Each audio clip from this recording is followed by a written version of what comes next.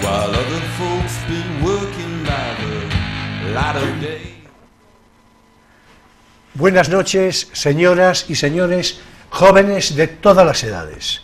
Bienvenidos a Crisol de Cultura, el programa de la noche de los sábados en Televisión Ferrol.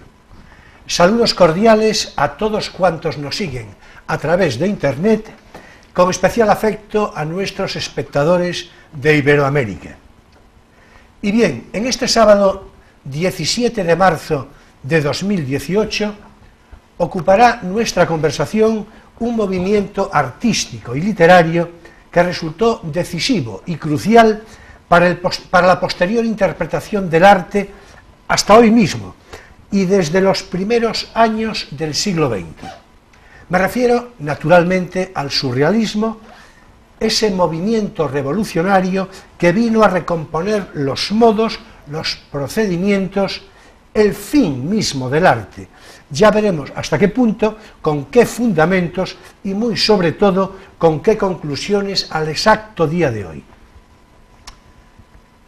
¿Qué puede resultar prescindible y qué irreversible de la experiencia surrealista? ¿Qué y cuánto queda de surrealismo formal en las consideraciones artísticas de ahora mismo? Y a tal fin de conversación, de tan jugosa e interesante conversación, me acompaña, como es más habitual, a mi derecha, Emilio Saldaña, que en su corpus filosófico reserva para el surrealismo, para la experiencia surrealista, una grandísima y elocuente curiosidad.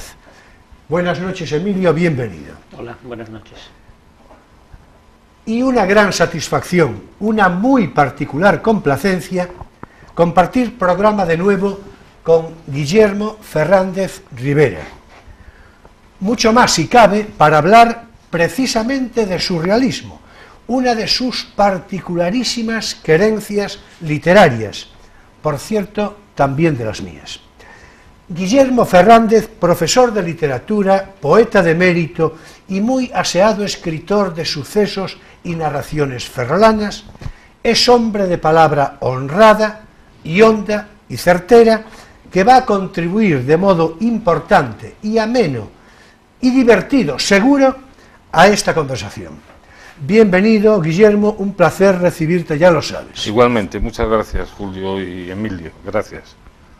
Bien, a ver, si te parece, si os parece, habría que empezar por definir el surrealismo, mejor decir, cuándo, cómo y por qué surge este movimiento, y después ya iré yo poniendo incentivos complementarios más o menos provocadores a cuanto podáis decir. Sí, así que yo no sé si definir es una palabra que se le ajuste al surrealismo, si el surrealismo se deja definir. Bueno, pues en eso estamos. Pero una cosa es, en eso estamos. Es importante deslindar el término del movimiento.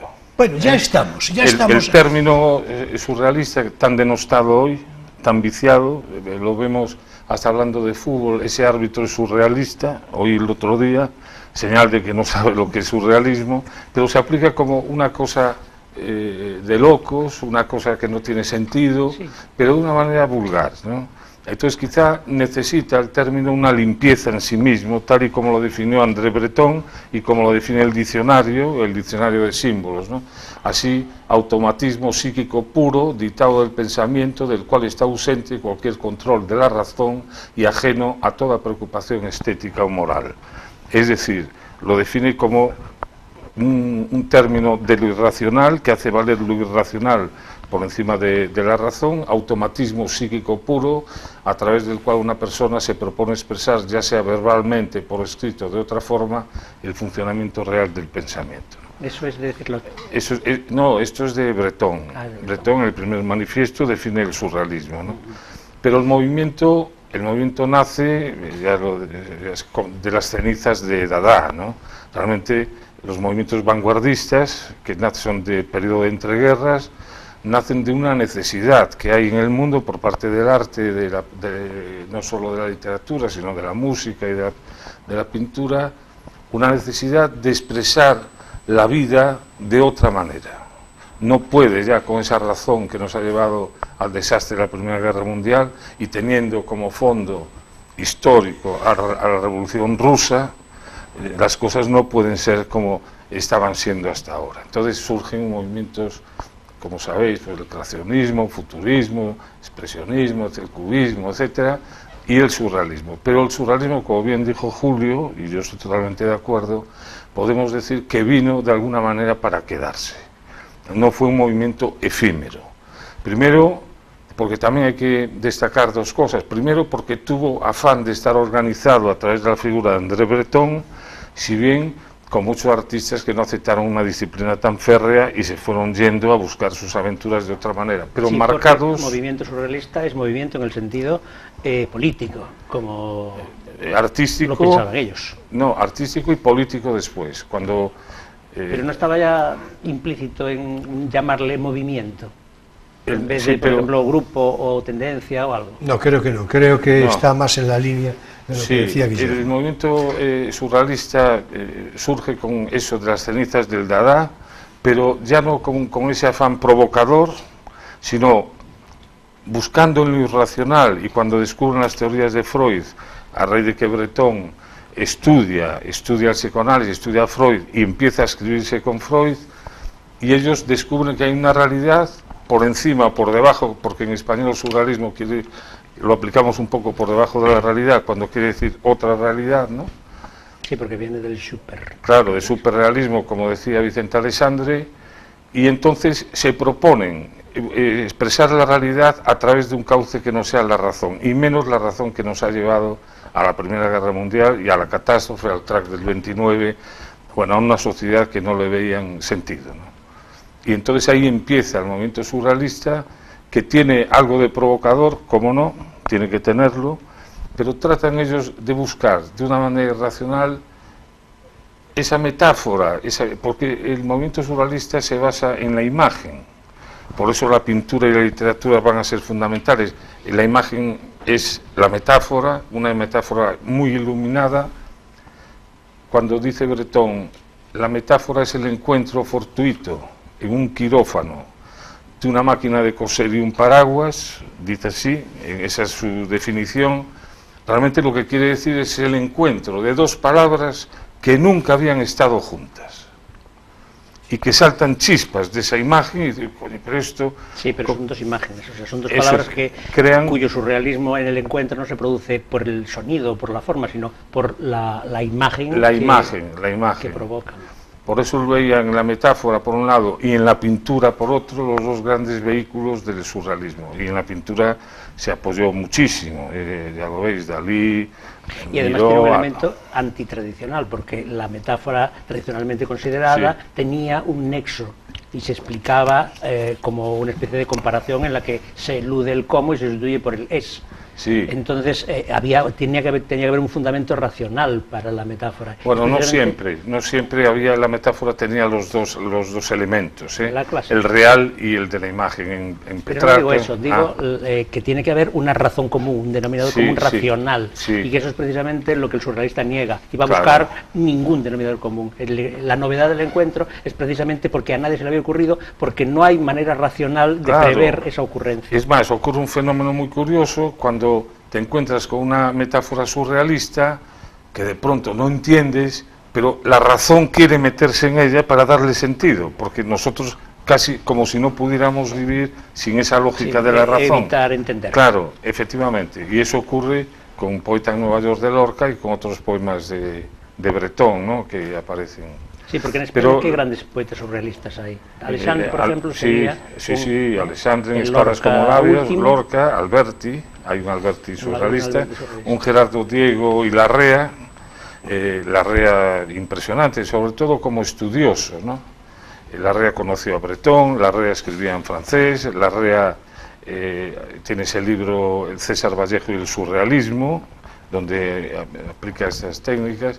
Lo que pasa es que el carácter, como ya lo vimos con Bergamín cuando estuvimos aquí, el carácter de estas personas a veces hace que nadie los pueda ver, porque son hombres de demasiado... Bueno, ya que citas a Bergamín... Los egos, más que el carácter. Sí. Ya que citas a Bergamín, en algún momento, no ahora mismo, pero haré mención a un comentario que Bergamín hace respecto a Breton, precisamente, y al movimiento surrealista, que es muy interesante, ¿no? Bueno, yo ya veis que, en fin, estuve tentado a decir algo, pero me contuve, ¿verdad? Ahora ha llegado tu momento. Sí, exacto. No, bueno, vamos a ver todo lo que... yo estoy en lo fundamental de acuerdo, sobre todo en la circunstancia que subrayas de la irracionalidad, ¿no? De la búsqueda de la irracionalidad, del automatismo. Claro, en este sentido ya lo debatiremos, ya veremos, pero en este sentido yo es que tengo una particular simpatía de siempre por el dadaísmo, es decir, a mí me parece que Tristan Tzara y los dadaístas suponen, por otra parte, no deja de ser un complemento es decir, una especie de incordio del surrealismo. Es el origen. Claro. Es el origen. Entonces, claro, de hecho, a Breton le gusta regular, porque lo ve como una especie de competencia. No, en el año 24, desaparecido el dadaísmo, Tristan Tzara se incorpora al movimiento surrealista. Sí, claro. Como surrealista. Como surrealista. Claro. Hombre, cuando dice Tristan Tzara la forma de hacer un poema, que coge unas tijeras en la mano derecha, un periódico, el que usted quiera, recorta. Así es. Vaya poniendo letras aquí así. Sí. Busque la extensión que necesita y ahí tendrá usted un poema surrealista. Estuve a punto de traerlo completo, pero bueno, en fin, ya lo estás describiendo, estás describiendo muy bien, ¿no? Bueno, ese afán provocador con el que nace el surrealismo, con eso del cadáver exquisito, el entierro de Anatole France, los insultos a André Gide, bueno, eran de una provocación que rompía moldes en la prensa en la Francia del momento. Nadie se había atrevido a meterse con los popes ni con el siglo XIX, pero eran unos insultos terribles, Sí, terribles. porque estamos hablando del surrealismo francés, sí, de momento. Aquí a pequeña escala teníamos los insultos a Platero y a Juan Ramón Jiménez. Sí, pero no tan escandalosos. Pero no llegaban a ese extremo. Bueno, aquí tenemos nuestras greguerías de Ramón Gómez de la Serna extraordinarias, que se pueden incluir totalmente dentro de las imágenes surrealistas. Sin duda. Y la carta que Dalí le envía a Juan Ramón Jiménez, eso lo voy a citar también, en fin, espero que dé tiempo, ¿no? Es decir, porque merece mucho la pena, merece mucho la pena es decir, Dalí, junto con, no recuerdo ahora mismo, con Buñuel, que le envía a Juan Ramón Jiménez una carta tremenda. Sí.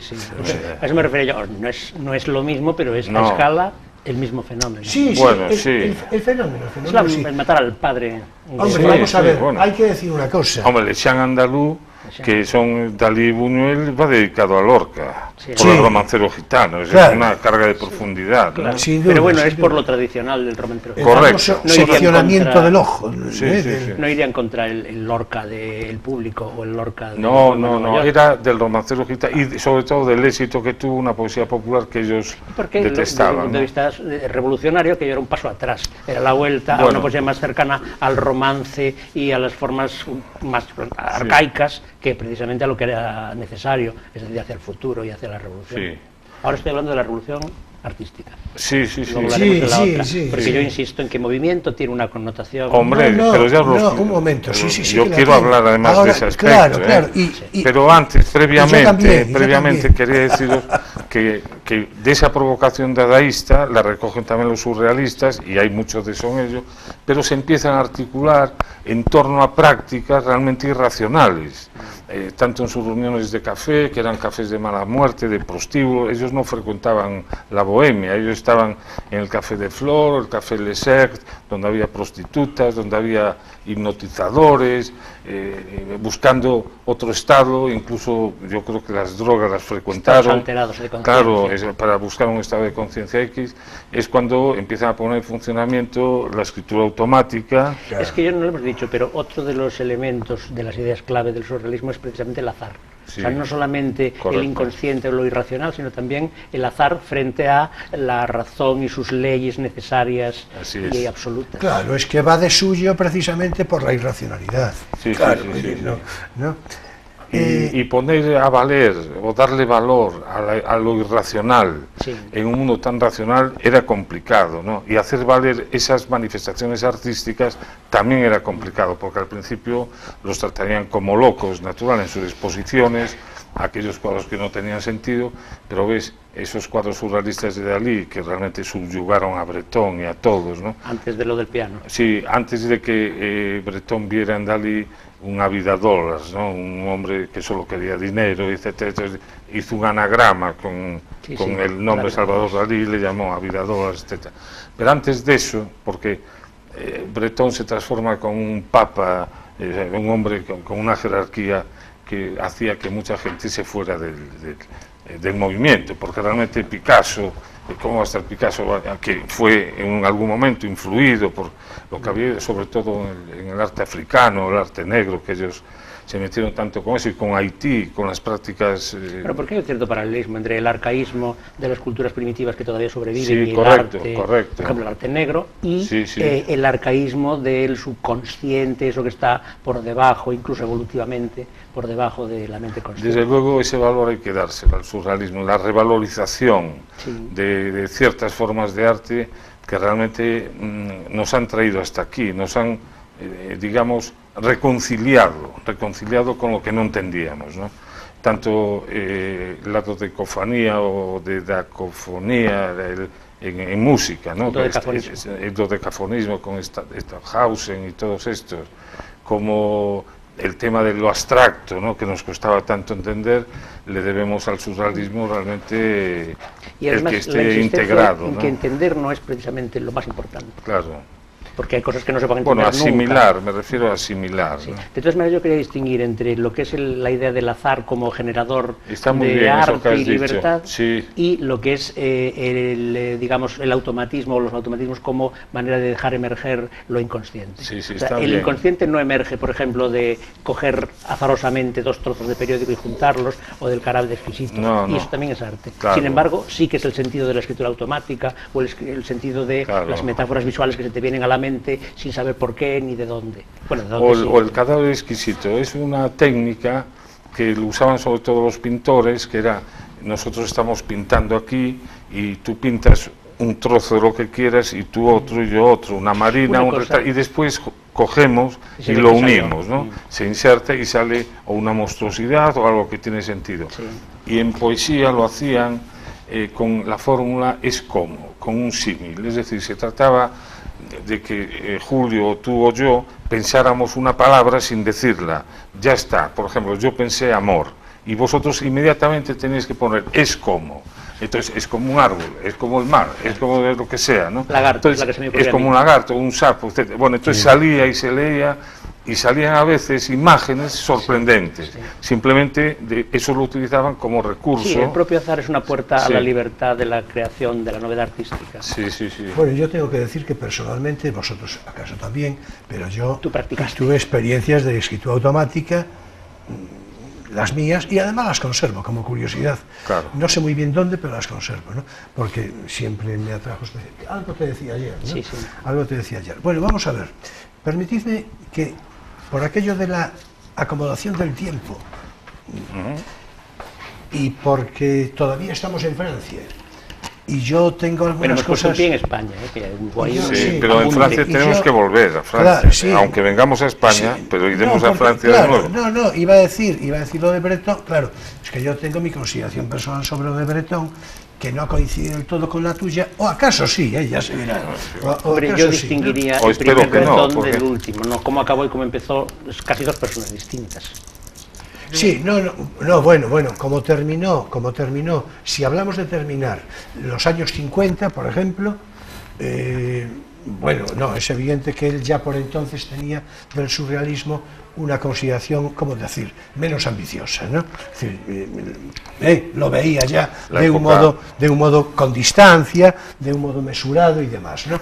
De todos modos, a la vuelta de Nueva York realmente cambia un poco, ¿no? Pero cuando conoce a Octavio Paz, eso en los años 50 y pico, él se queda sorprendido, y Octavio Paz también, de encontrarse con una figura como André Breton, que lo que le da a André Breton, había estado en México, Trotsky, Sí, claro. Rivera había fundado allí, querido fundar otro movimiento surrealista allí. Entonces tenía con esa impronta, lo recibe Bretón en los años 54-55, Octavio Paz, y Octavio Paz se queda asombrado de lo que se le propone como metáfora, como imágenes, y claro, un poeta como él se vuelca. Sí, no, sin duda, sin duda. Es decir, el carácter... Dalí dijo en su momento, porque Dalí, en principio hay que decir, yo tengo particular simpatía por Dalí, por su obra y por, ¿no? y dentro del ámbito surrealista, desde luego tengo una consideración, no sé si necesariamente compartida, de que a mí me parece, yo lo de la vida dólares, que después tiene una consideración, digamos, material inequívoca, pero yo creo que en principio no es lo de la vida dólares, o por lo menos el motivo discrepo. de disensión. No, yo creo que no. Yo creo que André, de hecho, Dalí era muy partidario inicialmente de André Breton. Se suma al movimiento. Es que dice que es el pintor surrealista. Dalí es el pintor surrealista, dice Breton. Eso iba yo a subrayar, porque yo creo que Dalí es el más surrealista de todos los surrealistas. Hombre.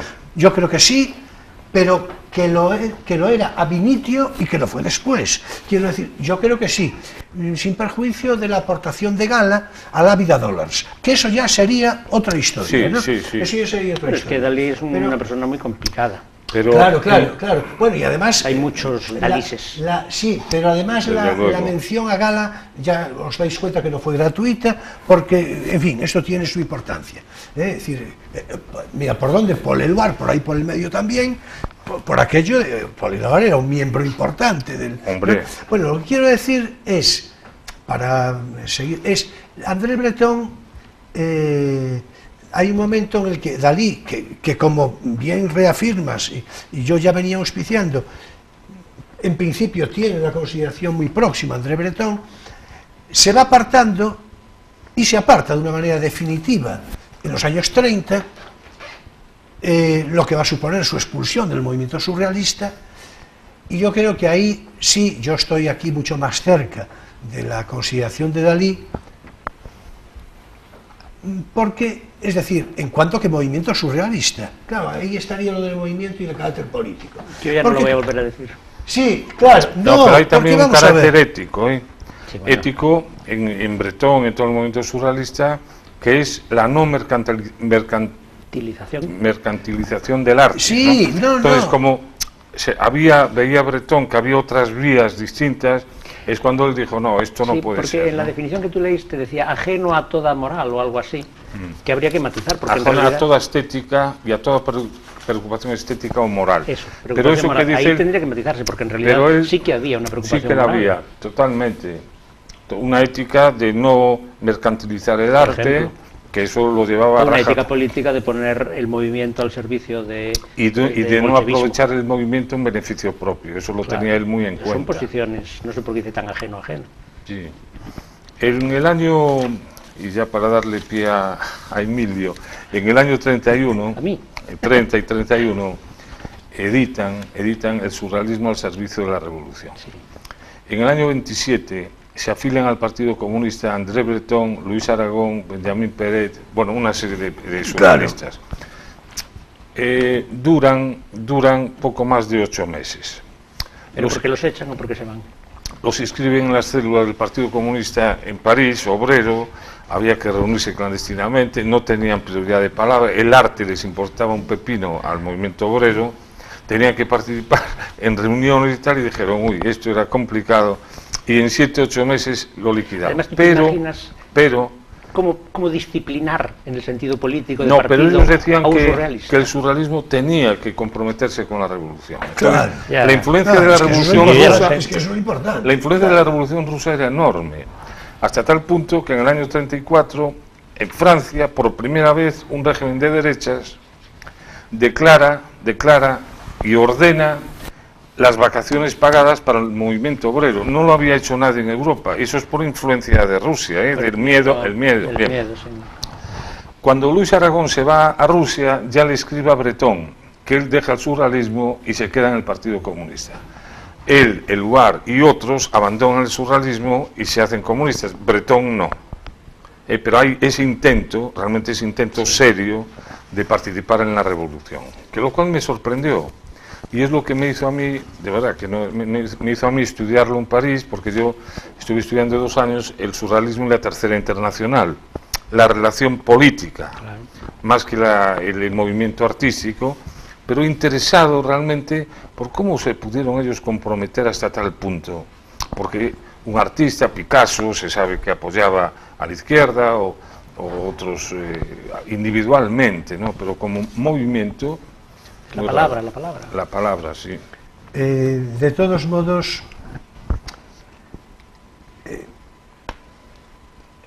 vamos a ver, porque yo creo que la expulsión de Dalí del movimiento surrealista me parece que es un detalle a considerar, porque es un punto de inflexión y porque Dalí es un pintor español, por otra parte, ¿no? Porque Picasso siguió en el Partido Comunista. También expulsaron a Miró, ¿eh? Pero Picasso siguió siendo comunista de carné, para entenderlo. Sí, en el Partido Comunista, pero no en el surrealismo. No, hablaba ahora del Partido Comunista. Claro, sí, pero Miró fue expulsado también del surrealismo, como Dalí. Pero no tiene la misma consideración de fuerza y tal, claro. Es decir, yo lo que quiero significar es que no tengo aquí la documentación, pero sí las cartas que seguramente vosotros, como yo mismo, conocéis, las cartas que se intercambian. Hay un momento en el que Dalí le escribe una larguísima carta, larguísima, es decir, lo digo en el sentido de argumentado, ¿no? Es decir, en el que le dice una serie de cosas, le viene a decir, pero vamos a ver, pero ¿cómo es posible esto, no? La carta es a Bretón. Sí. A Bretón es la carta. Sí. A Bretón, directamente a Bretón. Y Bretón le contesta de una manera lacónica y naturalmente radicalmente cortante, ¿no? Le dice exactamente, con una casi literalidad, no lo recuerdo del todo, pero le dice: diga usted lo que diga, el movimiento surrealista continuará al servicio de la causa comunista de la Unión Soviética. Sí, de la revolución bolchevique. Claro. Pero lo dice así, de una manera inequívoca. Claro, es decir, esto es evidente que supone una declaración de principio ideológico enorme, es decir, cuando él precisamente lo buscaba yo hace un momento. Que él no tuvo, tuvo esa afiliación de meses al Partido Comunista y después ya no, No, pero bueno, Bretón, afiliación al margen, ¿no? Hay una especie de espíritu... Pero Aragón se afilia al Partido Comunista. Bueno, es que Aragón continúa después, y ¿no? Polo Eduard. Por supuesto. Pero Bretón estaba yo buscando por aquí, ¿no? Entre todo esto de... en el segundo manifiesto, dice, alude Bretón de manera decidida, en principio habla de la filiación romántica del movimiento, se refiere a Rimbaud, a Baudelaire, es decir, como unas referencias, ¿no? Y después dice, bueno, hay un cierto misticismo, claro, en el movimiento surrealista. Un juego, lo que dijimos más o menos, ¿no? Dice, un juego así, dice, habría sido en realidad el cubismo literario de Apollinaire, el futurismo italiano, nacionalista y fascista, de tal que por entonces también andaba, claro. Es decir, porque claro, hay que decir que por entonces el vocablo fascista no tenía la connotación peyorativa que tiene hoy, ¿no? Era una cuestión descriptiva, ¿no? Era, de tal modo que solo Dada, esto lo dice J.V. Foix, haciendo un análisis, pero en el que Bretón inicialmente estaba de acuerdo, es decir, de que Dada es el que representa la genuina vanguardia artística inicialmente, ¿no? Sí, seguro. Inicialmente, ¿no? Pero seguro, entonces, ya te digo que los movimientos, los sismos nacen de esas cenizas. Y en cuanto a Aragón, que acabas de citar, que creo que Aragón. También, es muy de citar a Aragón, por razones obvias, y desde luego por su marcada filiación y militancia comunista. Pero primero él como surrealista. Claro. Como surrealista. En la residencia Estudiantes, en abril del 25, da una conferencia y dice Aragón, ni político ni poeta, hay que maldecir la ciencia y el trabajo y convencer al hombre de que puede volar. Eso fue impresionante. Estamos de acuerdo, ¿no? Totalmente. Dice, cómo maldicen el trabajo, dice, la forma de vivir, el yugo capitalista, claro, dice, cómo dicen el ocio, una terraza, una conversación. Claro, que no lo hemos dicho, pero el espíritu de fondo de donde viene todo esto es el romanticismo. Claro, ¿no? sí, claro. Es decir, el culto el sueño, la imaginación, el orinismo, está el muy bien, es que es así. Claro, eso es el romanticismo. Claro, y ahí viene todo. Y el primero que habla de surrealismo es Apollinaire, si no recuerdo mal, solo que aplicando otras razones, no llevando a esto, pero él habla de surrealismo. Claro, por eso citaba hace un momento. 16, claro. Sí. Entonces, dice, la vieja era cristiana, acaba de expirar. Bueno, eso no fue así, pero en todo caso, dice, ¿no? El gran acontecimiento, esto es lo que me interesa subrayar, dice Aragón, es que un nuevo espíritu de revolución se ha desencadenado, y en un rincón del mundo 40 hombres, dice, están dispuestos a sacrificar su vida en aras de la revolución. Lo de 40 hombres, en fin, no sé si tenéis detalle nominal de lo que quería decir, pero eso es lo de menos. Probablemente bueno, yo sé que de esa conferencia, de esa charla, de ese encuentro, sale Lorca, sale Alberti, sale el surrealismo español desde la residencia de estudiantes. Bueno, y sale Bergamín, que dice lo siguiente. Pergamín yo no lo veo muy surrealista. Y dice, en aspectos que dice lo siguiente, que es muy interesante esto, creo, es muy provocador, ¿no? Dice, Luis Aragón, suprarrealista, que acaba de pasar ante nosotros meteóricamente y de frac, sin darnos tiempo a decidir cuál de estos fenómenos atmosféricos, el suprarrealismo o el frac, era el más significativo en su caso. Qué simpático. Deja tras sí como una interrogación su afirmación misma, síntesis de la propaganda, y a mí esta frase se me parece extraordinariamente genial y creo que la vamos a compartir. La simulación del pensamiento es el pensamiento. Sí. Que hay un fondo de verdad en esto, Quiero decir... Yo lo veía poco afín. Es que es poco afín, claro. Pero podrían haber contactado por el lado comunista. Sin embargo, se hace cargo ¿sabéis?, del manuscrito de Poeta de Nueva York, y lo defiende, y el Poeta de Nueva York es una de las cumbres del surrealismo. Pero estarás de acuerdo en que era para citar esto. Sí, claro. Lo que pasa es que yo creo que una cosa es hacer surrealismo y otra cosa es ser surrealista. Lorca no era surrealista. No. Ni se afilió al movimiento, no, ni pero él ve en las imágenes surrealistas una forma de expresar su estado de ánimo, y sobre todo el Nueva York del momento, el crash del 29, la catástrofe, el caos, solo se pueden expresar con estas imágenes. Bueno. Y también dar paso a esas pulsiones inconscientes que no hay manera de racionalizar, y que solo se pueden mostrar a través del síntoma, que en este caso sería la metáfora surrealista. Sí, correcto. Sí, sobre la metáfora surrealista me voy a permitir referir después algo que citaba Gómez de la Serna de una manera pertinentísima, pero ahora disculpad, enseguida continuamos con la conversación. Bien. Con esta surrealista conversación. No tanto, no tanto. Bueno, ahora es tiempo para nuestro espacio divulgativo. No tienes por qué saberlo.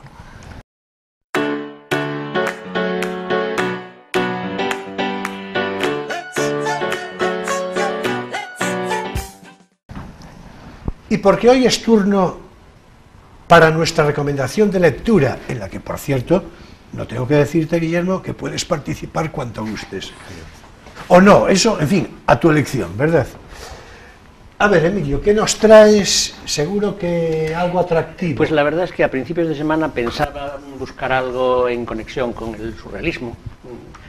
Pero bueno, luego pensé, entre lo que hables tú, que vas a leer algo seguramente surrealista, y como de hecho vas a hacer con Poeta en Nueva York, y que tú también para poesía eres tú, pues seguramente traerías algo tal, dije, Y resulta que se murió en estas Stephen Hawking. Bueno, sí, que me lo acabas de decir hace un momento. Yo es que no me entero de nada. Ya confesamente dije otras veces que no me entero de nada. Se corrobora que no me entero de nada. Pues bueno, aparentemente. No sé si el martes o el miércoles, ¿no? Por ahí. Murió, yo creo que el martes. El martes. Bueno, entonces dije, voy a cambiar y voy a ver lo más antisurrealista que puedo llevar, que es un libro del propio Hawking, escrito a medias con Lodinov, supongo que se dirá así. Y se llama, no es la muy famosa Historia del Tiempo, sino un libro posterior que se llama El Gran Diseño, que yo creo que es un poco más claro de expresión dentro de una cierta dificultad en la divulgación de cosas tan abstrusas como la mecánica cuántica y la cosmología relativista. Pero es un libro muy interesante, tiene, en fin, dibujitos, que es una cosa muy agradable, tiene muy poquitos números y pocas ecuaciones, porque yo si abro un libro lleno de ecuaciones ya lo cierro. Entonces, estos libros tienen que ser un poquito ilustrados y un poquito de letras, porque si no la divulgación no es divulgación, no sales nunca del ámbito de los expertos. Entonces yo creo que este es un muy buen libro de divulgación, sobre todo porque intenta la explicación de teorías físicas muy difíciles, básicamente lo que llama aquí la teoría M, que sería la teoría esa unificada, o la teoría del gran todo que se anda buscando desde prácticamente la muerte de Einstein. Bueno, pues el libro está muy bien. Empieza con una breve historia de las teorías cosmológicas, así empezando pues por los griegos y Newton hasta llegar a Einstein, que sería, digamos, el pivote fundamental de la obra de Hawking, en fin, de todo lo que ahora entendemos vendría de la evolución y del trabajo sobre Newton. Bueno, define un poco lo que es un modelo de entendimiento del universo, porque se refiere sobre todo a física y cosmología, y establece un poco las grandes preguntas que quiere contestar, que son preguntas típicamente metafísicas. ¿Por qué hay todo y no nada? ¿Existe el libre albedrío o no lo hay? Etcétera. Y quiere dar una explicación no filosófica, sino física, es decir, científica, de estas preguntas. Yo creo que no en todos los casos lo consigue. Hay un problema con estos dos señores respecto a lo que entienden por filosofía, porque cuando dicen en el principio la filosofía ha muerto, evidentemente se refieren a la filosofía natural, ni a la metafísica, que ellos deben englobar en la filosofía natural, que no está muerta ni mucho menos, ni evidentemente a la filosofía moral o político, estético, tal, que no es el asunto de ellos. Incluso la pregunta metafísica por excelencia, esa que es de Leibniz en su acuñación, ¿por qué hay todo en vez de no haber nada? Sí. Que después recoge Heidegger como uno de los lemas, sí, de la metafísica tradicional. Incluso esa pregunta metafísica tiene otras posibilidades de investigación todavía filosóficas, aparte de esta muy interesante investigación y fundamentación de respuesta, o respuesta fundamentada desde la física. Él explica por qué tiene que haber un universo. Lo remite a la gravedad como a aquella fuerza que da forma al espacio y al tiempo, y que permite elaborar una teoría de un universo que se autogenera constantemente, que es inestable globalmente pero estable localmente, lo que evita, por un lado, que aparezcan cosas de la nada, desaparezcan cosas de la nada, es decir, que se mantenga el principio de conservación de energía tanto local como globalmente, que se mantenga solo globalmente la conservación de la cantidad de energía, y al mismo tiempo que sea innecesaria la apelación a un Dios que crearía de la nada todo, o que sostendría el todo fuera de la nada, para decirlo en términos clásicos. Y la otra gran pregunta, o sea que, digamos, se puede contestar físicamente por qué hay algo en vez de no haber nada, sin las tradicionales respuestas metafísicas derivadas de un ser que viene de Dios, un ser que Dios da a las cosas. La otra gran pregunta metafísica que más o menos contesta también es la existencia del libre albedrío. Si somos libres, porque la física tradicional es determinista. Cuando Kant elabora las aporías de la razón pura y sostiene los postulados de la razón práctica, el primer postulado es la libertad, porque en la física de Newton el universo es determinista y por tanto la libertad de elección, la libertad nuestra moral, es una ilusión. Entonces, hoy en día, según ellos, ya no se puede sostener esta posición, porque, como dice literalmente en aquel momento, los sistemas demasiado complejos, como las personas, por ejemplo, los seres vivos como las personas, pues exigen demasiados cálculos para que se pueda certificar la decisión final, es decir, para que el resultado de la voluntad y de la decisión sea previsible y por tanto no haya libertad, o sea determinista. Entonces, eso es una cosa que me simpatiza, naturalmente, la defensa científica del libre albedrío, después de tener que explicar cómo en Kant hay, pues eso, la filosofía de la libertad contra la ciencia determinista de su tiempo. Claro. Bueno, es un libro muy interesante y yo sí lo recomiendo. Hay algunos trozos que son muy difíciles de entender, para mí, claro. Pero bueno, en cualquier caso... Bueno, porque es el momento de leerlo, ¿no? Yo creo que sí, además habiéndose muerto Hawking... Sí, claro, y pusieron la película de La vida de él, la pusieron el domingo en la televisión, sí. Pues esto se llama El gran diseño, está editado en Crítica, es un libro relativamente reciente, vamos a ver, pues sí, está escrito en el 2010. Y traducido el mismo año, lo tradujo el mismo año, del 2010, sí, no sé si es el último libro que hizo, pero desde luego... Bueno, pues el gran diseño sí, mi propuesta de Hawking, en fin... Nada surrealista, ¿eh? Ya yo creo... pues yo creo que más de lo que te piensas. Sí, tú lo dices porque estaban muy interesados en la astrofísica, ¿eh? Sí, de hecho venían al Teide, a Canarias, Bretón y tal. Pero esto me recuerda que tú tienes un libro de poesía que se llama Las arrugas del tiempo. Sí, Las arrugas del tiempo, el título está sacado de Smoot, que fue un premio Nobel de Física, que escribió Arrugas en el tiempo, ¿no? Y él dice que cuando leyó a Poe, dijo, coño, pero esto lo dice Poe. En Eureka, el poema extraño y surrealista de Poe, Eureka, y entonces él lo vio y fue tan honesto que lo pone en el prólogo. Dice, pero esto que voy a contar yo aquí ya lo vio Poe. Ya. Y dije yo, ¿cómo puede un científico? Después sabe Dios cómo encontró esa relación, porque yo no encontré ninguna relación entre el libro y la Eureka. Pero él sí, porque sabía de qué hablaba o intuyó, ¿no? Sí. Bueno, hay que decir que Las arrugas del tiempo es un poemario, naturalmente, de Guillermo Fernández, del todo recomendable, es decir, ya aprovechando, en fin. En todo caso, yo iba a hacer una mínima mención de Hawking, hoy ya no lo voy a hacer porque naturalmente ya no es posible. En fin, de mi parte, hoy voy a empezar, voy a dedicar, mi turno con una previa referencia al autor. Por demás, del todo consecuente, esta vez sí, de mi parte sí, con el asunto que nos viene ocupando en conversación. Novelista, poeta, ensayista y traductor en diversas lenguas, es Cansinos Asens, Rafael Cansinos Asens, una de las figuras literarias y artísticas más notables del siglo XX español. Cosa bien otra es que apenas sea conocido y honrada su memoria y frecuentada su literatura, su magnífica literatura y sus excepcionalísimas traducciones de Dostoyevsky y en fin, y de Goethe, en fin, de lenguas complejas, que algunas malas lenguas llegaron a decir, en fin, que no debía de saber tantas lenguas. Siempre anda la envidia por ahí moviendo la cola, ¿no? Es decir... Y del misticismo sufí, era un arabista. En efecto. Judío, porque él era más bien judío. En efecto.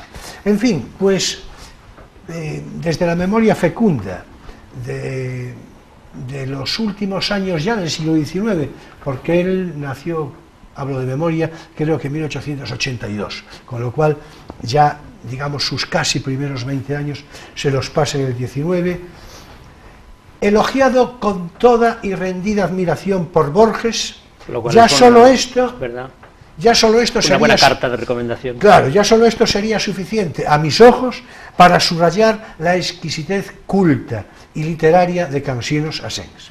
Pues bien, la novela de un literato. Este es el título que recomiendo, que desde el punto de vista editorial aparece presentado como trilogía, en 3 volúmenes, naturalmente, y que se refieren a las épocas que voy ahora a describir. Y muy asequible porque eso es una edición nueva en Alianza, ¿no? Sí, es una edición. Esta edición, yo tenía una anterior, que la había leído en lo fundamental.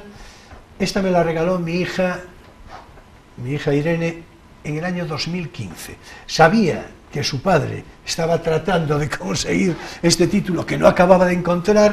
Porque la otra edición está en Alianza 3 y debe estar agotadísima, supongo. Sí, seguramente sí. Esa tiene el inconveniente de que está... Bueno, es Alianza Bolsillo, y el bolsillo... Pues, sí, en fin, pegada y todo esto, ¿no? Bien, vamos a ver. La novela de un literato es un impresionante testimonio literario, artístico, estético, costumbrista, sociológico, casi también antropológico, de aquella España de finales del XIX, como dije, hasta justo, pero justo, cuando estalla la guerra civil. Unas 1600 páginas estructuradas, como dije, por razones editoriales en 3 volúmenes, de formato bolsillo, como es de ver, escritas con un desenvuelto gusto literario, obsequiosa amenidad, sagacidad penetrante, y ofrecen un retrato crítico, social, político y naturalmente, y muy sobre todo, literario y artístico, en verdad inigualable. Alejandro Saba, Villa Espesa, Rubén Darío, Valle Inclán, Antonio y Manuel Machado, Juan Ramón Jiménez, todos pasan por estas páginas. Colombine, Carmen de Burgos, con su famosa tertulia de salón, la de su casa. Por cierto, ya que digo Colombine y Carmen de Burgos, pues ya sé que tú en principio quedarás, Guillermo, desconcertado diciendo, pero ¿qué tendré que ver yo con Carmen de Burgos, Colombine? De momento nada, pero a poco sí. Como sabéis, utilizaba otros seudónimos. En fin, Honorine, por ejemplo, Marianela, Perico, el de los palotes, también. Era muy variada en la elección. Sí. Y luego hay uno que a lo mejor le dice algo a Guillermo, Raquel. Raquel, por mi hija, ¿no? Claro. Sí. Y que tú mismo usaste a modo de seudónimo alguna vez. Sí. Así que, por eso dije, mira por dónde. Bueno, Zamacois, Felipe Trigo, Blasco Ibáñez, y después, claro, otros, después del modernismo, Huidobro, Pedro Garfias, Guillermo de Torre, Laso de la Vega, todos pasan por estas páginas de una manera impresionantemente amena. Las tertulias de café, por supuesto, con sus filias y sus fobias, con sus amores también y con sus desamores, esos bohemios acosados por el hambre y la miseria, es decir, todo eso se ve de una manera. Muy interesante. Sí. Los republicanos. ¿Él se muere en España o en el exilio? No, él se muere en España. Los republicanos un poquito pringosos de la Primera República, digo un poco pringosos, literal y culturalmente, que eran así un poco pretenciosos, en fin, pero eso lo explica Cansinos Asens de una manera inequívoca. Impresores, editores, en fin, y los nuevos poetas de entonces, como no, García Lorca, Jorge Guillén, Rafael Alberti, el Café Colonial, el Pombo, el Fornos, Gato Negro, el Universal, el Oriente. Joder, es que no vaya, sé cómo, vaya fuente de información. es que no sé cómo decir, Y es todo en Madrid. Por supuesto, y así todo seguido hasta el comienzo de la Guerra Civil. Interesantísimo. Que así termina por escribir en este volumen tercero. Las últimas palabras las escribe la noche del domingo del 19 de abril, perdón, del 19 de julio, voy a repetir, las últimas palabras de este tercer y definitivo volumen, o sea, el final de la novela de un literato, lo escribe la noche del domingo del 19 de julio de 1936. Con estas palabras, estaba él hablando, describe, con un poeta más joven que él, Espósite de apellido, y terminaba así. Le decía el tal Espósite, están armando al pueblo, es decir, al proletariado.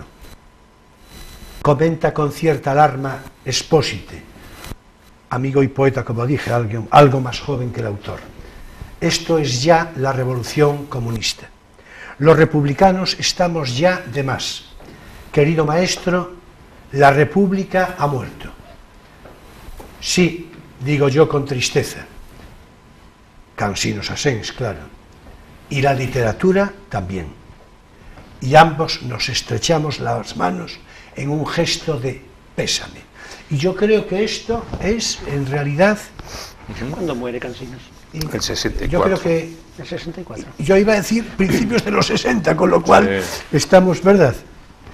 O sea, de verdad, comprad, leed, sobre todo leed la novela de un literato de Rafael Cansinos Asens. Creo muy sinceramente que la vais a recordar siempre. Y hasta aquí por hoy, nuestro espacio divulgativo. No tienes por qué saberlo.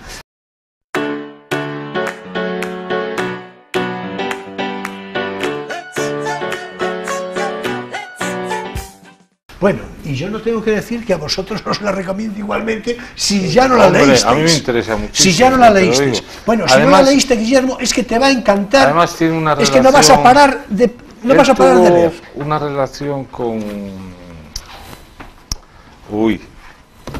este exiliado en México, Américo Castro. Con Américo Castro tuvo una relación muy interesante también, de admiración. Sí. Pero él no llegó a exiliarse. Sí. No, por lo que me decís, no, yo no sabía. Yo creo que no sé. No, Cansinos no se va. No, vamos a ver. Cansinos Asens, por otra parte, se casa con una mujer mucho más joven que él, que era la chica que le atendía. Pero muchos eruditos, véase Colominas, véase el lexicógrafo, acaban en México, por razones de que se exilian porque pertenecen al bando republicano y por miedo y porque le ponen un barco allí, ¿no? Y no sé, a lo mejor Cansinos Asens salió en algún momento y volvió después, o se quedó ya. Yo hasta creo que no, pero bueno, esto Damaso Alonso se queda, y Vicente Alexandre se queda. Claro. En todo caso, interesantísimo. La novela de un literato extraordinariamente interesante. Pues y cité lo de haberse casado con una mujer mucho más joven. Por cierto, ya que lo cité, lo voy a decir sin pararme mucho, pero que una mujer culturalmente ajena, en fin, más bien vacía, que no pertenecía a ese mundo, en efecto, pero que tuvo hasta su final un sentido leal a la memoria de su marido, de una emocionante, y no se murió no hace mucho, por un año o dos, es decir, no hace mucho. Bueno, vamos a ver, vamos a lo nuestro, que después nos queda. Vamos a ver, yo dije de citar lo de Gómez de la Serna.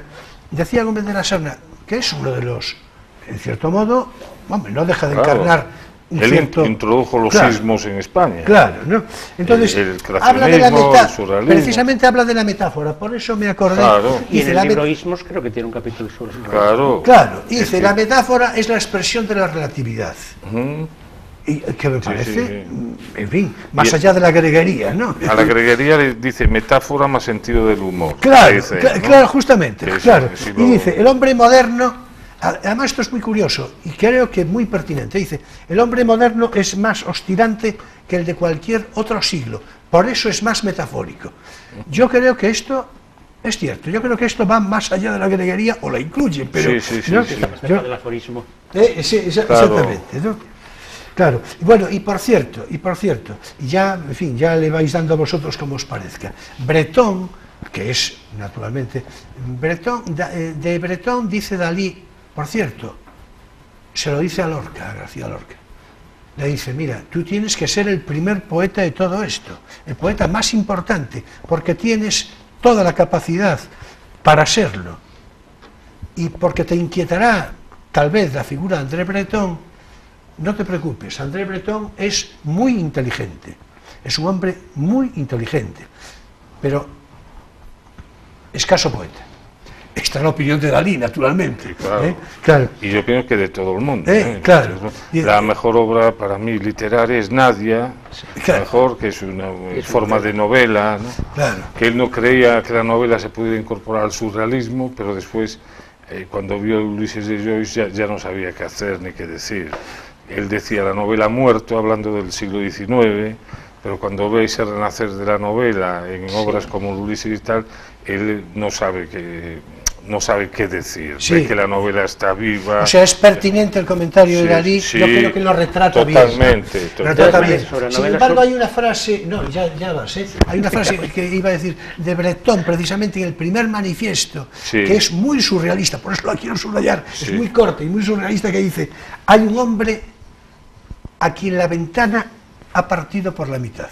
Es decir, esto es Es una descripción claramente surrealista, sí. Es decir, inequívoca, ¿no? No, yo iba a decir que la novela surrealista la verdad es que escasea, pero que yo a Joyce particularmente lo veo muy poco surrealista. No, él no lo dice por eso. Quizás si hubiera conocido a Bian, él lo dice.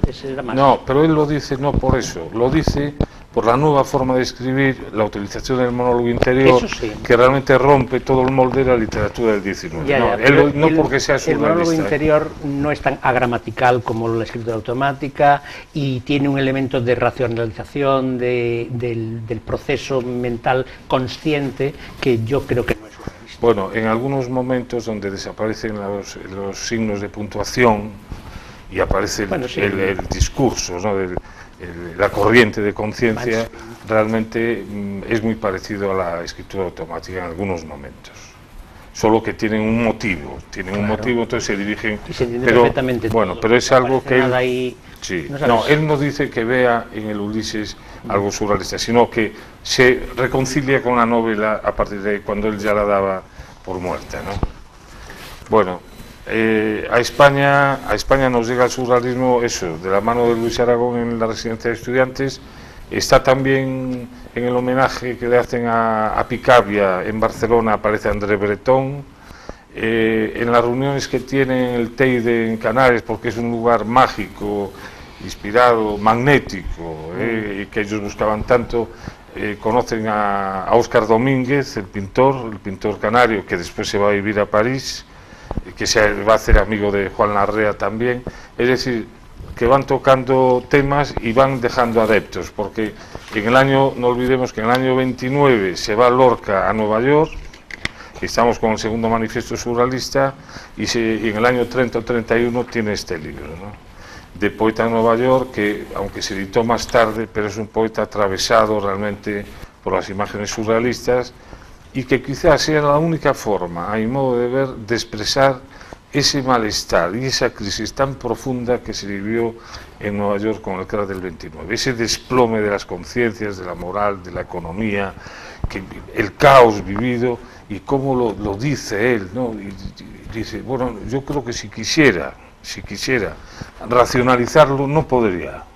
Tendría que ser con estas imágenes, como dice, bueno, esto es una barbaridad, ¿no? Adelante con esos versos. Dice, en intermedio, dice, aquellos ojos míos de 1910 no vieron enterrar a los muertos, ni la feria de ceniza del que llora por la madrugada, ni el corazón que tiembla arrinconado como un caballito de mar. Aquellos ojos míos de 1910 vieron la blanca pared donde orinaban las niñas, el hocico del toro, la seta venenosa y una luna incomprensible que iluminaba por los rincones los pedazos de limón seco bajo el negro duro de las botellas. Aquellos ojos míos en el cuello de la jaca, en los tejados del amor, con gemidos y frescas manos, en un jardín donde los gatos se comían a las ranas. Desván donde el polvo viejo congrega estatuas y musgos, cajas que guardan silencio de cangrejos devorados. Allí mis pequeños ojos, no preguntarme nada. He visto que las cosas cuando buscan su curso encuentran su vacío.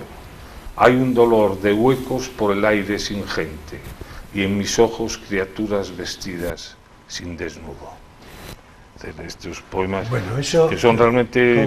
Con la magnífica voz y dicción de Guillermo, es que esto queda... Pero es verdad que está muy lleno de imágenes, porque, claro, muy pregnantes. El enjambre de monedas que devoran los niños, ¿te acuerdas?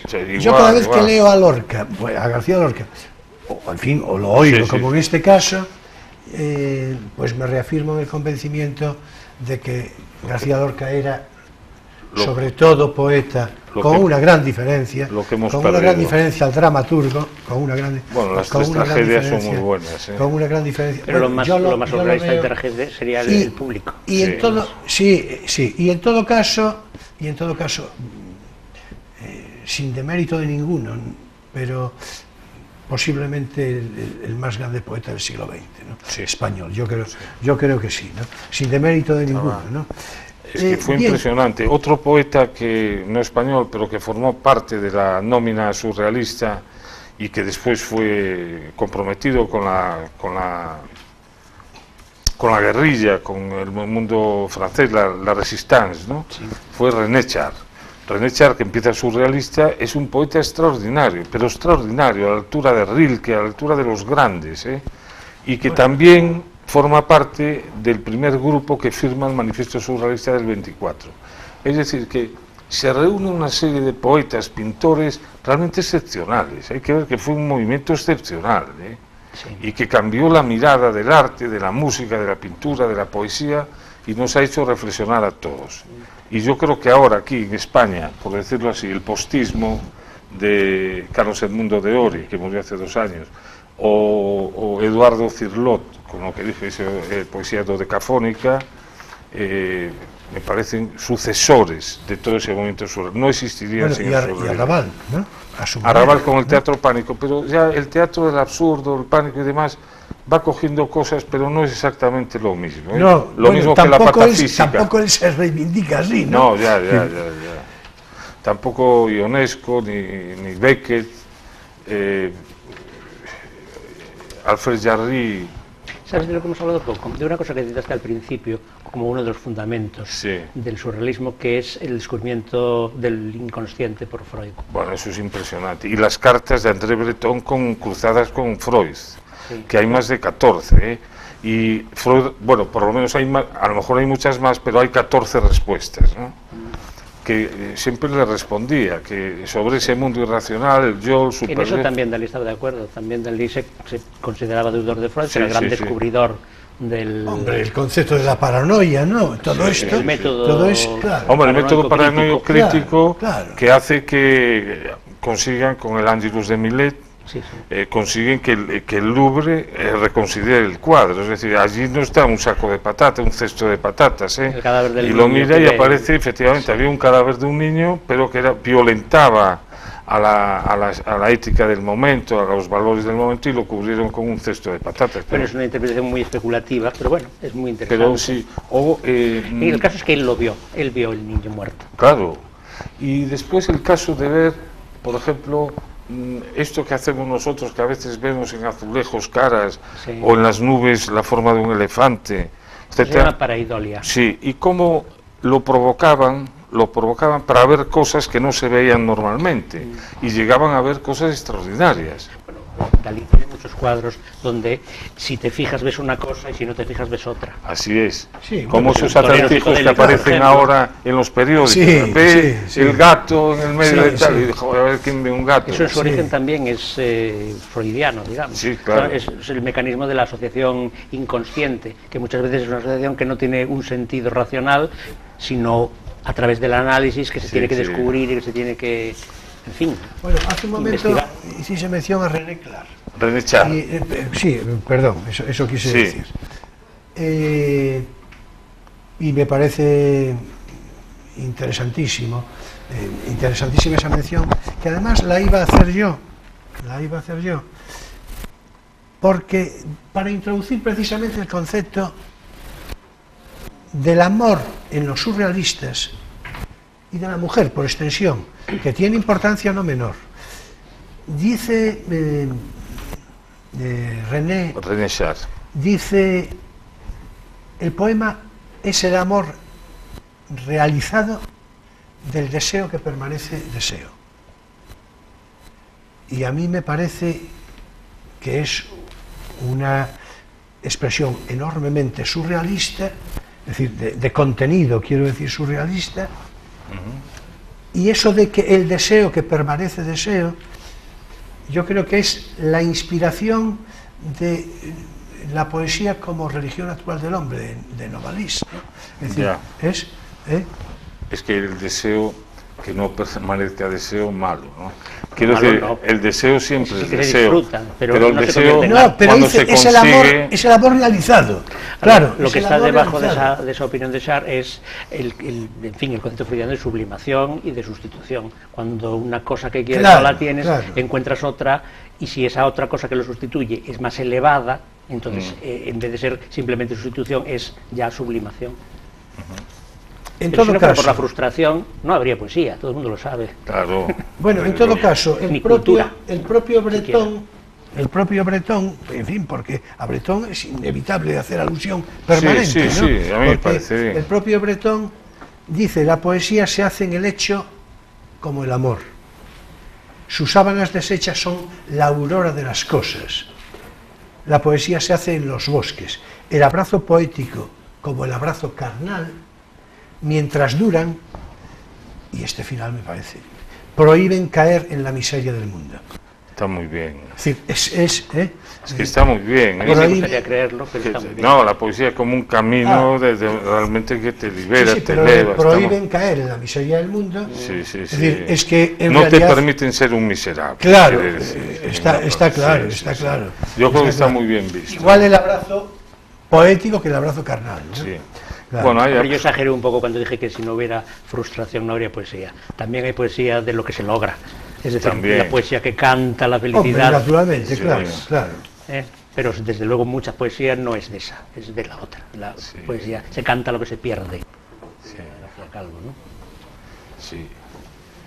Y, revisando objetos surrealistas, esa contradicción, ¿no? Revisando objetos surrealistas al uso de la época, del 30 y por ahí, me recordó totalmente a muchos objetos del arte contemporáneo de hoy, incluso la fotografía de Madoz, que buscan cambiar los sitios, o estas exposiciones que vamos a ver de estas performances, donde ves objetos y cosas, etcétera, que ellos ya estaban haciendo. Y hay mucho de greguería en ese. Sí, como hay este teléfono con la tan conocido, con un bogavante. Ahí está la metáfora. Sí, por el eso te digo. encuentro de un teléfono y una langosta en la o sala de exposiciones. huevo, aquello, digo, pero esto es maravilloso.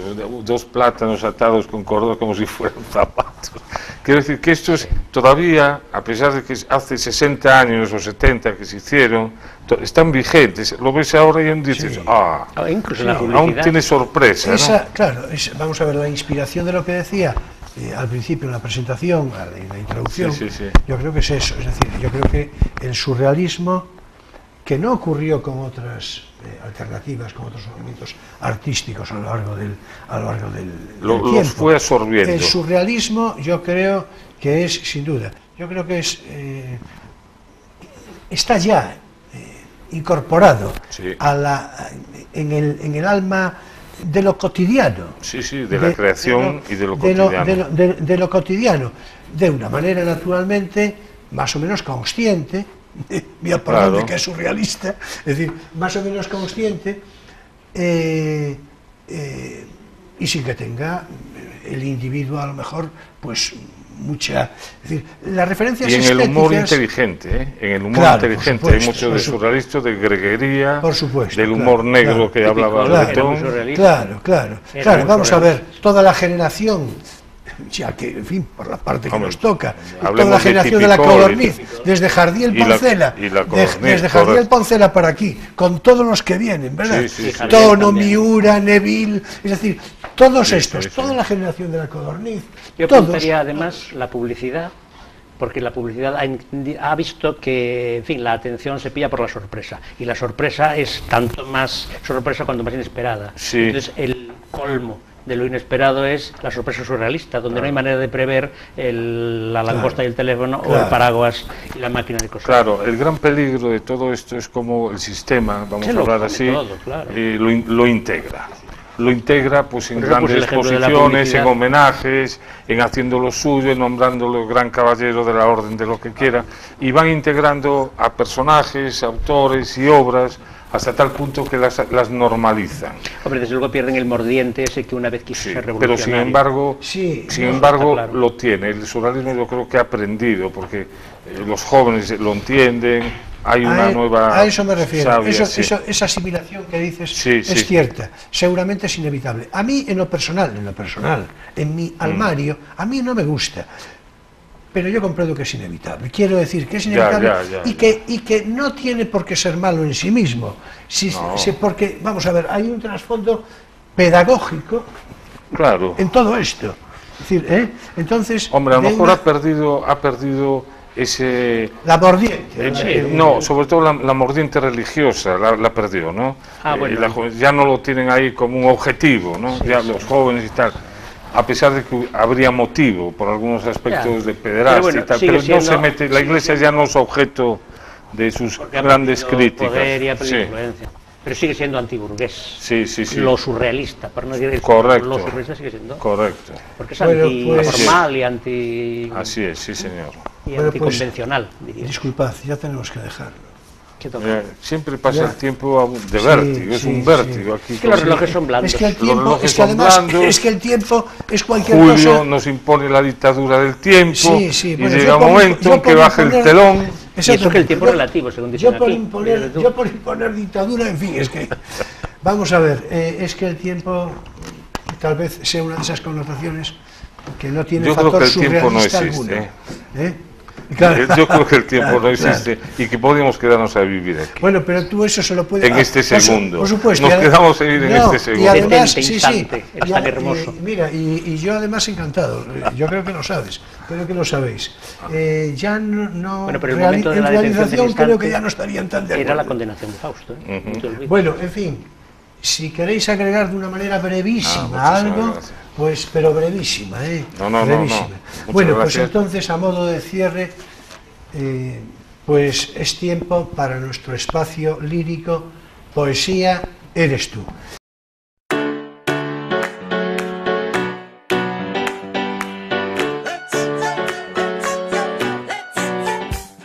Y naturalmente, Guillermo, tú puedes participar si lo deseas. No, tú tienes ahí unos poemas y además vienen muy a cuento. Hoy, como no, lógica consecuencia a la atmósfera que propiciamos, pues voy a dar lectura en efecto a unos textos verdaderos y exactos ejemplos de la denominada escritura automática, ese trance experimental tan genuinamente surrealista.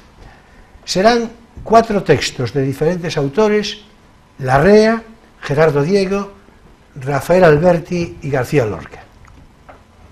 En fin, y vamos con ellos, vamos a buscarlos por aquí. En fin, a ver si me hago a la página. Este libro es el estudio del surrealismo de García de la Concha, ¿verdad? Sí, que es, en fin, es bastante completo. Y solo es sobre el surrealismo literario. Sí, literario, sí. No fundamental, ¿no? Bien, vamos con el de Larrea, en principio, que está entresacado, me voy a hacer a las gafas, porque, en fin, siempre será mejor, que es letra más bien minúscula, ¿no? Es un texto de Larrea, digo, de lo que lleva de título Puesta en marcha, y dice así: esta oscura actitud de puente que adopta estirándose el silencio, este buscar ojos y encontrar alicientes, este ausentarse en sábanas y al menor descuido como una barca transmitida de padres a hijos, y cuando la marina de un ciego se estremece, este no ser ajeno a una docena de suspiros, serán siempre un buen camino para hacer un álamo, y de un álamo una excusa cortés. Con el título Liebre en forma de elegía, escribe así Gerardo Diego otra experiencia de escritura automática. Yo que me paso la vida ante la primavera a ver si la convenzo, ayer mientras te oía tuve que prorrumpir en color amarillo y construir del paraíso otoño e invierno un triángulo aproximadamente de sexo alterno. Me parece que es magnífico este sí, poema. Que es realista, Este es, pero magnífico.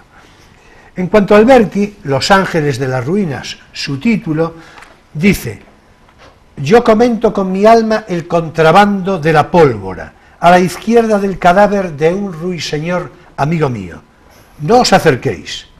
Nunca pensasteis que vuestra sombra volvería a la sombra, cuando una bala de revólver hiriera mi silencio.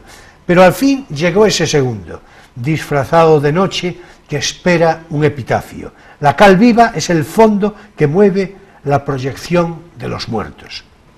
Y ya por último, Lorca, en Iglesia abandonada, dice así: subí a tocar las campanas, pero las frutas tenían gusanos, y las cerillas apagadas se comían los trigos de la primavera. Yo vi la transparente cigüeña de alcohol montar las negras cabezas de los soldados agonizantes, y vi las cabañas de goma donde giraban las copas llenas de lágrimas. En las anémonas del ofertorio te encontraré, corazón mío, cuando el sacerdote levante la mula y el buey con sus fuertes brazos para espantar los sapos nocturnos que rondan los helados paisajes del Cáliz. Por cierto, no estaba Guillermo ese día, pero estarás de acuerdo en que un algo evoca aquello de pez perseguido por una uva, sí. Aquel poema surrealista que hace no tanto leí de Dalí, pez perseguido por una uva. Que también era una prosa casi de escritura automática, yo creo. Sí. Muy semejante, por eso lo cité, ¿no? Bueno, en fin, que con este broche del todo surrealista, esa evasión de los sentidos que tanto nos complace, damos término a esta sección de Poesía eres tú.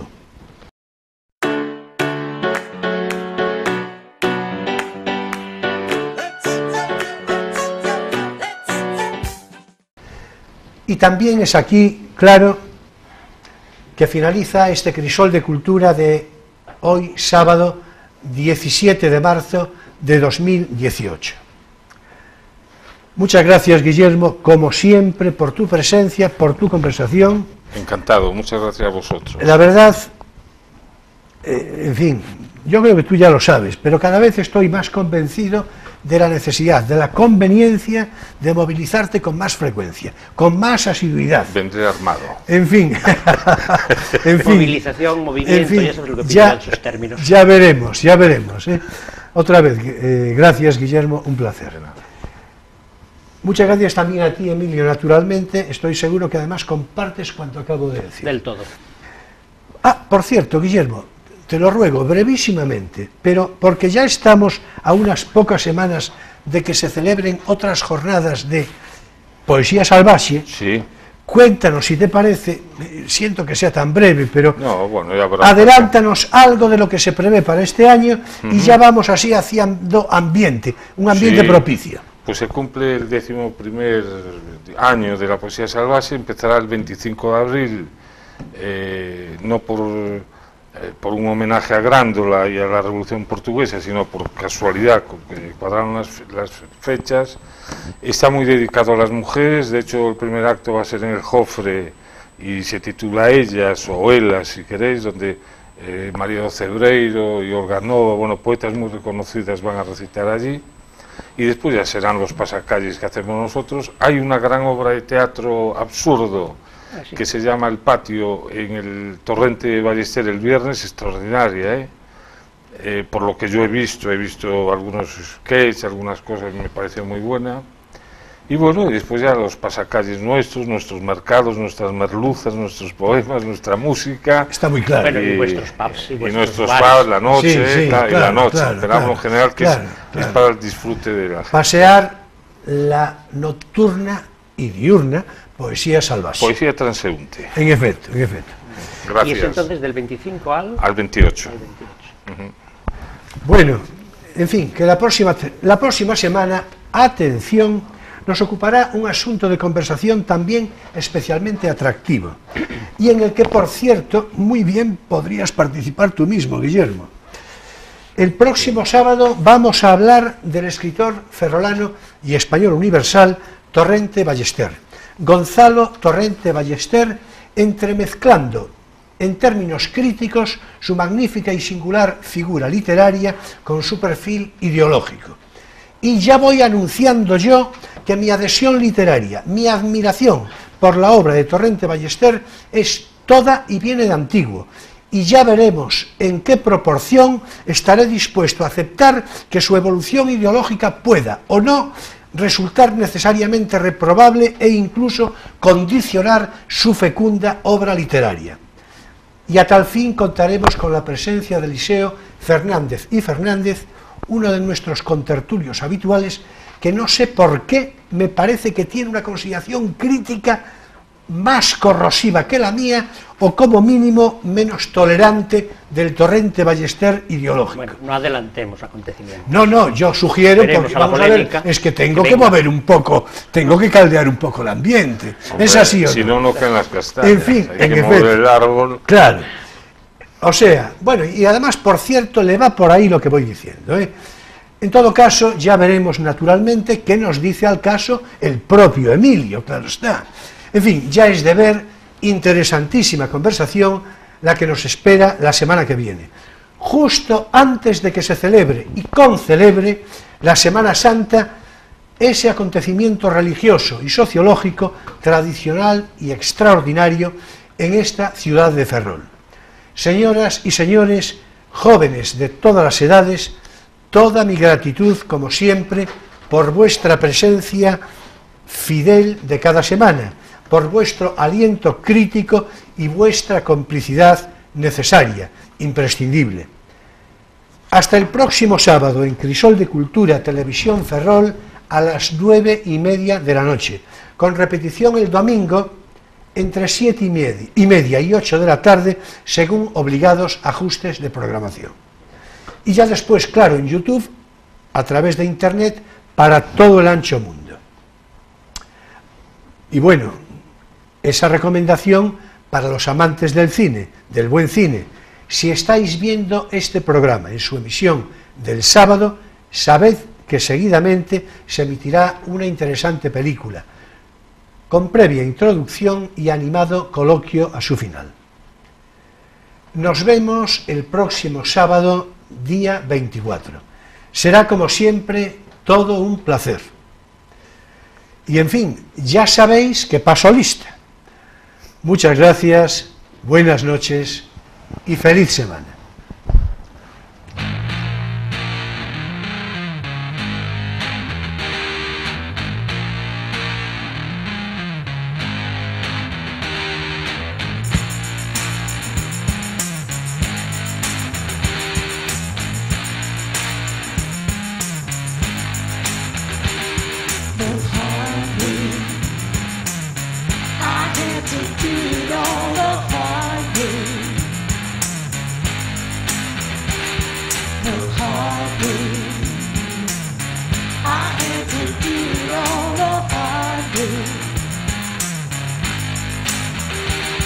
While others